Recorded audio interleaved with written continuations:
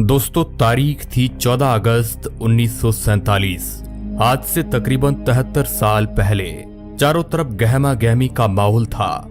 एक तरफ लोगों के अंदर आजादी को लेकर उत्साह बढ़ता जा रहा था, मगर दूसरी तरफ अखंड भारत दो हिस्सों में बंटने की तैयारी पर था। समय रात के करीब 9 बज रहे थे। बिजली की गड़गड़ाहट के साथ दिल्ली की सड़कों पर जबरदस्त बारिश हो रही थी। अलग अलग जगह से आकर लोग रायसीना हिल्स पर इकट्ठे हो रहे थे। कुछ ही देर में लाखों की तादाद में लोग इकट्ठे हो चुके थे। रात के करीब 10 बजे जवाहरलाल नेहरू, सरदार वल्लभ भाई पटेल और राजेंद्र प्रसाद और माउंटबेटन वॉयसराय हाउस पहुंचे। अब कुछ ही समय बचा था भारत को आजाद होने में। कुछ लोगों के चेहरे पर मायूसी थी तो कुछ लोगों में उत्साह। और यहाँ पर जवाहरलाल नेहरू अपनी स्पीच शुरू करते हैं। उनके भाषण की शुरुआत इन 2 लाइनों से शुरू होती है। At the stroke of the midnight hours when the world sleep, India will be awake to life and freedom. कुछ ही देर बाद वह घड़ी आ ही गई जब भारत ने आजादी की सांसें ली। रात 12 बजे शंखनाद से हमारे देश की आजादी का आरंभ हुआ था, जिसमें ग्राउंड पर खड़े लोग महात्मा गांधी के नाम के नारे लगाए जा रहे थे। और जो लोग अपने घरों में ये भाषण और सब कुछ रेडियो पर सुन रहे थे, उनकी भी खुशी का कोई ठिकाना नहीं था, क्योंकि उस समय भारत एक आजाद परिंदा हो गया था, जिसका हमने करीब 200 सालों से इंतजार किया था। 14 अगस्त सन 1947 में रात भर बारिश के बाद सुबह आसमान बिल्कुल साफ था। जब सुबह 8:30 बजे पंडित नेहरू और उनके कैबिनेट ने शपथ ली, और जिसके बाद ब्रिटिशर्स का झंडा हटाकर आजाद हिंद का झंडा लहराया गया, जिसे देख सभी की छाती चौड़ी हो गई थी, क्योंकि अब हमें वो झंडा दिखने लगा था जिसे हम बरसों से देखना चाहते थे।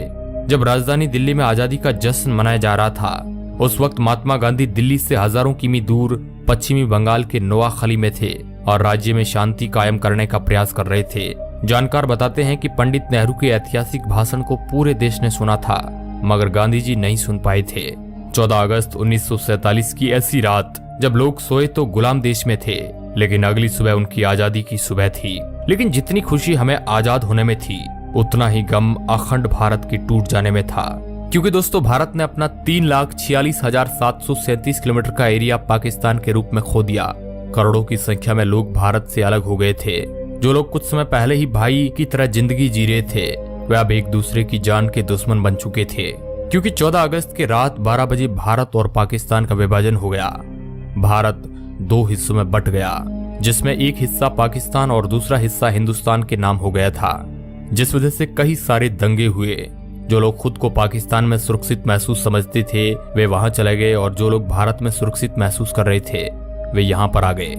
कहा जाता है कि करोड़ों लोग पलायन को मजबूर हो गए थे। इन दंगों में हजारों लोग मौत के घाट उतर गए थे। ये उस समय दुनिया का संभवतः सबसे बड़ा विस्थापन था, और ये सारा खेल अंग्रेजी हुकूमत का ही था, जिसने डिवाइड एंड रूल का खेल पहले से ही खेल रखा था, जहां पर उन्होंने हिंदुस्तान के अंदर हिंदू और मुस्लिम के बीज भर दिए थे। वरना आजादी के पहले तक हम सभी भाइयों की तरह साथ में जी रहे थे। वो तो अंग्रेज ही थे जिन्होंने हमें हमारी जाति के आधार पर हमारा व्यक्तित्व याद दिलाया, जिसके बाद हम आपस में ही लड़ने लगे।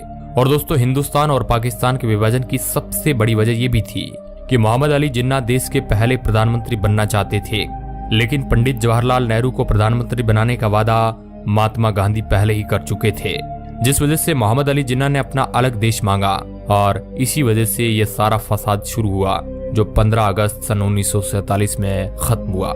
दोस्तों, हम आपको बता दें कि भारत को आजाद करने की बात बहुत पहले से ही चल रही थी, और इसी वजह से ब्रिटिशर्स ने माउंटबेटन को भारत का आखिरी वॉइसराय बनाया था, ताकि इसके बाद भारत को आजाद देश घोषित कर दिया जाए। लेकिन भारत के हिंदू और मुसलमान भाई आपस में ही लड़ने में उतारू थे, और यही ब्रिटिशर्स चाहते भी थे, क्योंकि यह लड़ाई की चिंगारी उन्होंने ही लगाई थी, जो आग बनकर अब तक हमारे सीने में जल रही है। लेकिन दोस्तों, इससे भी ज्यादा अफसोस की बात यह है कि ब्रिटिशर्स ने हमारे साथ हर वो जुल्म किए, जो हम याद करें तो हमारी आंखों में आंसू आ जाते।